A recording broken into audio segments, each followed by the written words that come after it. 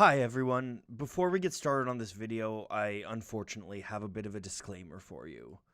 This isn't the video that I wanted to show you all. Throughout the video, there are a number of song clips that have been muted because the choice was either that or to have the video blocked worldwide. This is despite the fact that my usage of these clips falls well within the bounds of fair use. YouTube's copyright system is broken, and it makes life incredibly difficult for music creators like myself. Unfortunately, the only options as of right now are muting the clips or not showing the video at all. So if you want to watch the video in full, you can watch it over on Nebula, where you get free access to watch one video. I'm really sorry about this, but I put a lot of work into this video, and I'm really proud of it, so I hope you can still enjoy it, even if some of the song clips are muted. This video is brought to you by CuriosityStream. If you sign up to CuriosityStream with the link in the description, you'll also get access to Nebula, where you can listen to episodes of my podcast, Ghost Notes, early and ad-free. Through the entirety of his short life, Jimi Hendrix was an avid fan of science fiction. As a young child, Hendrix and his brother Leon would escape their troubled upbringing by dreaming up stories of far-off planets and flying saucers.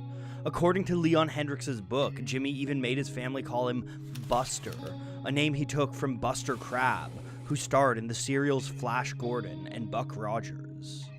This love only intensified as an adult, when Hendrix moved in with fellow musician and sci-fi fan Chaz Chandler. Chandler had a huge collection of sci-fi books that he would happily lend out to Hendrix. And Chandler wound up being more than just a friend. He became Hendrix's manager and producer. Together, Hendrix and Chandler moved their love of sci-fi from the literary world to the musical.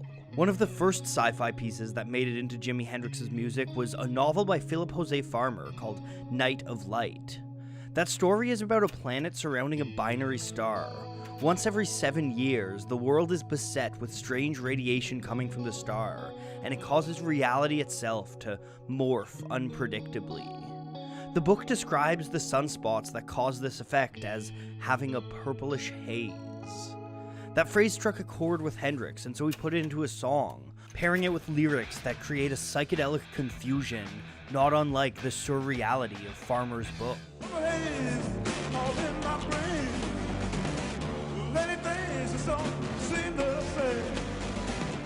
The science fiction influences on Purple Haze might be a little tenuous, but the influences on Third Stone from the Sun are plain as day. The lyrics of that song are from the perspective of an alien scout observing Earth from afar, but Hendrix and Chandler also embodied science fiction in the music.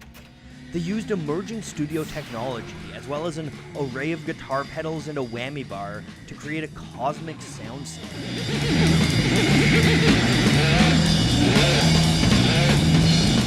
Hendrix must have liked this alien perspective because he started his next album with another song from an alien point of view, Up From the Skies. This time, the song is from the perspective of one who lived on Earth long ago and is dismayed at the state of the planet when he returns to visit. And I come back to find the stars misplaced and the smell of a world that is burned. By using science fiction to comment on the issues he saw in the world, Hendrix followed in the trend of some of the all-time greats of the genre. From Aldous Huxley and Isaac Asimov to Stanislav Lem and Ursula Le Guin, sci-fi has a long history of using futuristic narratives to comment on present circumstance. And the circumstances around Hendrix were pretty bleak. His entire career took place during an era of war and civil strife. There were riots in the streets and bombing campaigns across the seas.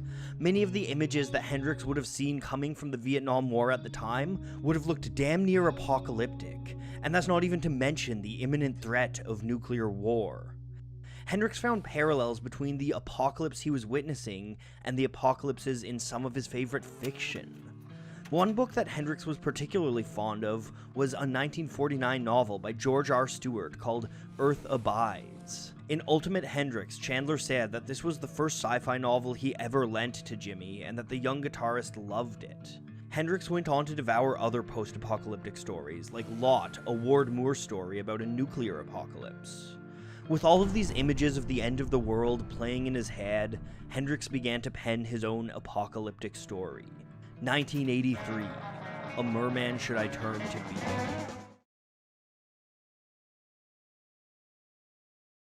Hendrix's song is about finding escape from a war-torn world, but rather than looking, like so much sci-fi does, to the stars, 1983 finds its sanctuary in the deep sea. In the first verse, Hendrix's narrator looks at the state of the world around him and decides that he and his love are going to seek refuge, so they turn to the ocean.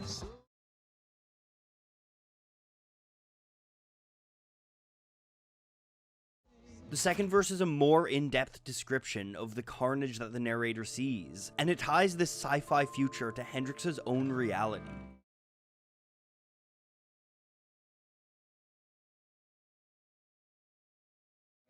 By opening the verse with the beginning of the Star-Spangled Banner, Hendrix is drawing a direct line between this destruction and his home nation, who were currently embroiled in the Vietnam War. Hendrix recorded the song during the Tet Offensive, a massive series of coordinated attacks on South Vietnam by the Viet Cong. Images of the violence and destruction caused by these attacks brought a new level of rage to the anti-war movement in the US, as they realized that their government had been lying to them about the success of the war. For Hendrix, things weren't much better on the home front either. When he went into the studio to record 1983, it was less than 3 weeks after the assassination of Martin Luther King Jr., an event that had a profound impact on the young guitarist. Even Hendrix's personal life was complicated during this time, as his relationship with Chas Chandler was falling apart. While both shared a love of sci-fi, Chandler and Hendrix had a number of creative difficulties when it came to making music together. Hendrix wanted to experiment with longer, more drawn-out songs, but Chandler wanted Jimmy to keep things short. In the end, this led to a rift, and the two parted ways before Hendrix went into the studio to cut 1983.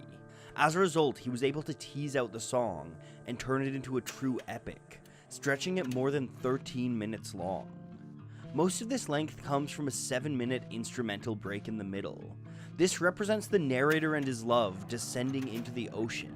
They're able to do this because of a machine that Hendrix's narrator built. Hendrix never really explains what the machine is, but it seems to transform the narrator's body and make him able to breathe underwater. This machine represents a kind of salvation, a way to escape a cruel and dark world. Many have read the machine as a metaphor for a different kind of escapism that was popular in Hendrix's day: psychedelic drugs. For Hendrix's generation, psychedelics allowed a brief respite from the tumult of reality and allowed them to gain greater insight into the human mind. But Hendrix didn't want people to escape the world entirely.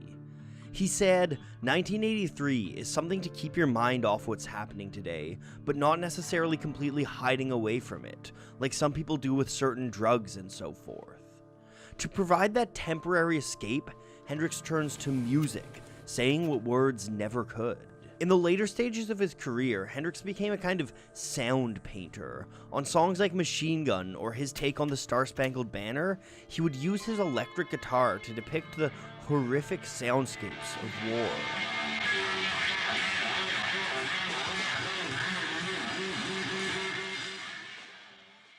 He uses similar techniques in 1983, albeit to completely different ends. The instrumental section starts on a typical Hendrix solo, but it quickly evolves into an open, avant-garde jam. Carried by Mitch Mitchell's drumming, this section is open like the deep sea, spanning outwards and downwards to eternity. Mitchell's cymbals sound like the gentle dance of bubbles, and Hendrix's guitars squeal in the distance. After an eerie start, a peace begins to come over the song as Hendrix solos, layering guitar over sitar and bass that he also put down in the studio.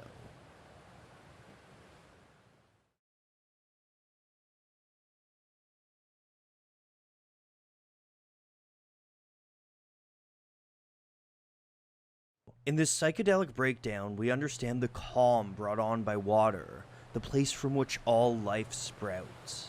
After lingering in this peaceful mood, the song builds momentum and grows into a chaotic solo by Hendrix in anticipation of the last verse. In that final verse, we describe the auditory journey we just took, a descent into the deep ocean. At the end of this journey, Hendrix and his narrator find Atlantis waiting for them.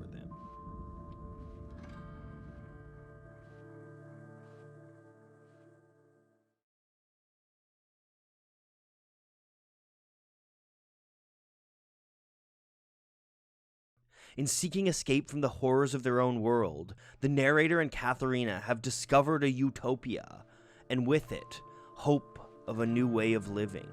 With 1983, Hendrix fully realized his science fiction ambition.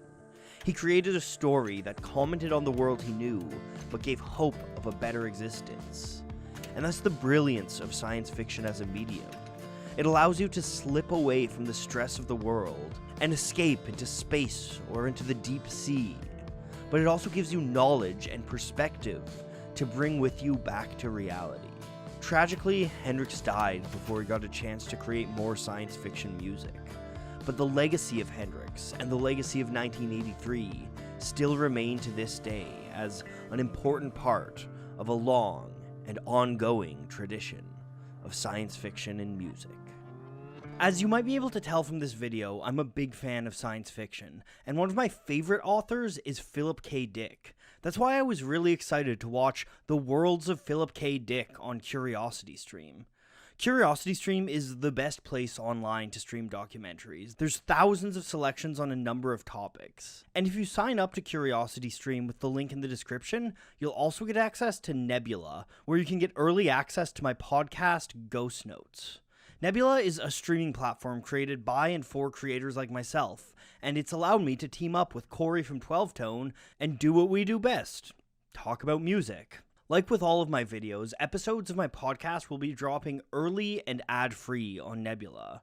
So head on over to curiositystream.com/polyphonic. Following that link will get you an amazing deal. You'll get 26% off an annual subscription to CuriosityStream, and you'll also have full access to Nebula. That means thousands of professionally made documentaries alongside indie content from some of the finest creators in the game. Not only that, but supporting CuriosityStream and Nebula does a lot to help me as a creator, as well as the wider educational creator community as a whole. So thank you guys all so much for watching.